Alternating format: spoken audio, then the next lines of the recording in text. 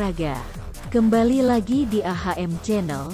Sebelum melanjutkan menonton video ini, mohon dibantu subscribe, like, komen, dan share-nya untuk mendapatkan video-video terbaru selanjutnya.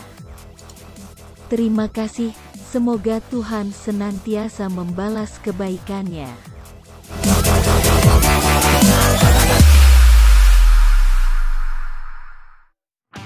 Kompetisi BRI Liga 1 2022 tengah dijeda buntut dari kerusuhan yang terjadi di Kanjuruhan, Malang.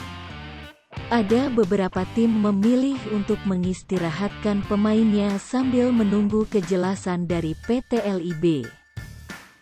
Tak sedikit tim juga memilih tetap latihan untuk mempersiapkan diri jika sewaktu-waktu kompetisi kembali dilanjutkan. Salah satu tim yang saat ini tetap menggelar latihan adalah PSM Makassar. Tim pasukan Ramang itu hanya mengistirahatkan pemain selama 2 hari kemudian kembali menggelar latihan rutin. Pelatih PSM Makassar, Bernardo Tavares mengatakan, timnya harus selalu siap tanding kapan saja. Ketika kompetisi kembali berjalan, semua pemain harus siap. Kami belum mengetahui soal jadwal kembali dilanjutkan.